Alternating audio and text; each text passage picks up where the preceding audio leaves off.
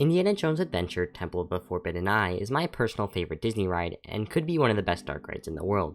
This enhanced motion vehicle dark ride, constructed by NTS, puts riders in a completely immersed world built by Walt Disney Imagineering. This ride is located in Adventureland, located just next to Jungle Cruise. This is generally one of the longer lines in the park, but a capacity of 2,400 riders per hour has the line moving nice and fast. The entrance to this ride is nothing really special. You have a small sign poking into the walkway and a small structure that houses the entrance greeter. The standby entrance and the Lightning Lane entrance are both located right here as well. This attraction is one of the Lightning Lane rides in the park and tends to be one of the more popular ones. However, I feel if you need to stand by a busy attraction, this would be it. The Lightning Lane only bypasses the outdoor queue segment, and while that may be a majority of the standby line, I would say it skips less than other rides such as Space Mountain. This combined with a decent capacity has a standby line moving quite quick.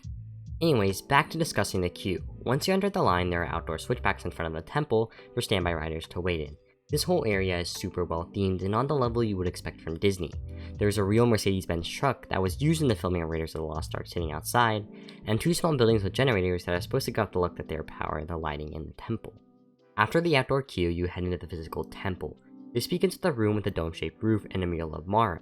You then go down a tunnel into this room with a spike in it, and following this you go down more of the queue and into a cave with spikes.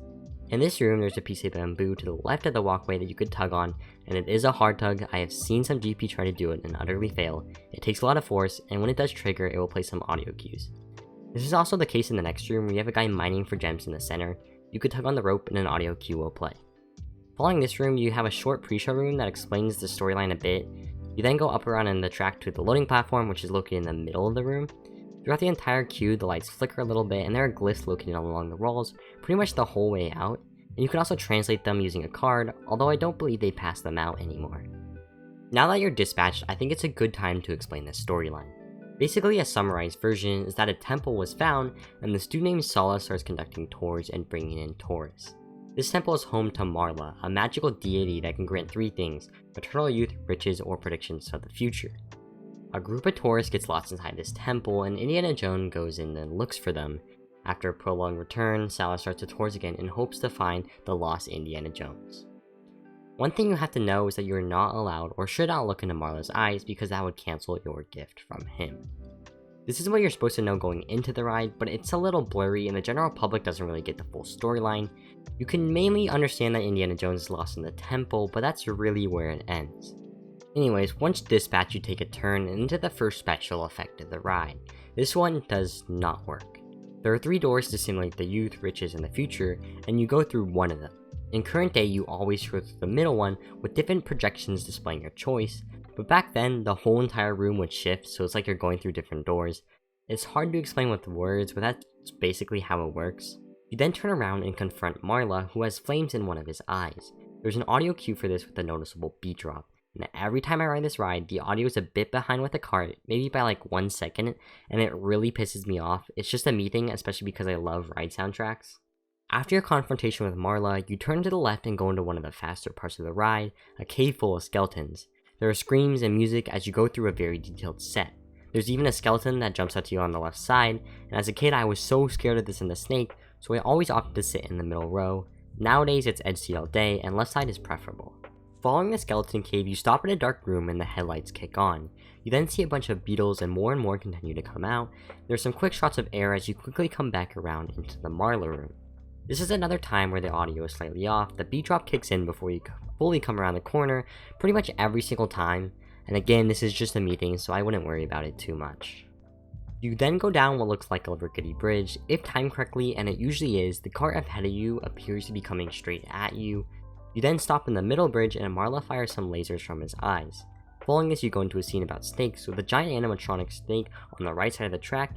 Indiana Jones says his famous line, "Snakes, you're on your own," as you speed off back under where you came from. This contains one of my favorite parts of the ride, where there's a quick downhill segment that's timed with audio as flames are shot up in the air. It sounds cool, and yes, it is cool. You then go into a dark tunnel and you stop for a few seconds. The engine gets notably quieter and the music stops until you speed up again. This section has an effect where a branch is displayed along a mist projection, and it's supposed to scare you that you're going to hit your head on it. However, it is not working nowadays, and I really don't care because it was not a cool effect at all. The section of the ride definitely needs the most work, as it's just really dark and does not have any cool physical sets. Following this, you have a room where skeleton-eyed people are painted along the walls. Disney simulates them throwing spears and shooting arrows at you by releasing a ton of pressurized air. The cart bounces side to side as big spurts of air can be heard and sometimes felt, and this section is pretty cool, but it's nothing amazing just because the sets along the walls are two-dimensional. You then head into the final effect of the ride. You come up into the room and Indiana Jones is hanging from a rope above you.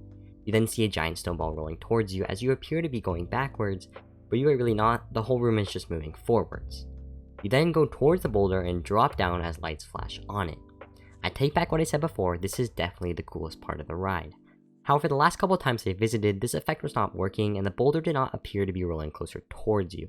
I was pretty upset because this is one of my favorite effects, but what can I do about it? You then have a quick segment with an Indiana Jones animatronic and a cracked boulder before heading back into the station. This is nothing really cool and it actually makes me pretty sad because the ride's over, but it's whatever. This ride is really cool and puts you in the atmosphere and environment of Indiana Jones. There are a lot of unique effects when they are working, but for real Disney, fix the 3 doors effect. I know it's unreliable, but I will provide a solution for it right now. Instead of rotating it every cart cycle, maybe do it every 50 or 100. No one is really going to go back in line and rewrite it in time again for that, and even if they did, they would just think it's a coincidence. I think it would really benefit the ride experience and wouldn't strain the ride too much. Anyways, I'm rambling on too much. The sets are very detailed and you can actually follow the storyline. Each set tells its own story and you could definitely see that. I forgot to mention until now, but along with moving along the track, the ride vehicles tilt sideways, forward, backwards. It's really fun. And apparently they are supposed to be randomized and computer generized, making a unique ride experience every time. I almost feel like this ride is too violent to have just a seatbelt, but I believe it still has a perfect track record, so we'll leave it at that. I love taking the sharp turns on an edge seat while the cart bank outwards on the turn, and this is why the left edge is better because there are sharper left turns than right. This ride is my core love for Disney, and some of the most nostalgic memories I have is waiting in this queue line. I used to be so scared of this as a kid, but slowly as I grow older, this becomes less and less daunting, but I still enjoy the experience greatly. Now I know this is not a coaster, but for a final rating on the ride, I'm going to give it a 10. I know that's a little hefty, but there's not much that can beat this ride, and if it does, it deserves a 10 as well. This is my favorite Disney ride and dark ride, and I don't see much else that is above it. Thanks for listening to my TED Talk. As always, thank you so much for making it this far, I really do appreciate it. Also like and subscribe while you're at it. See ya!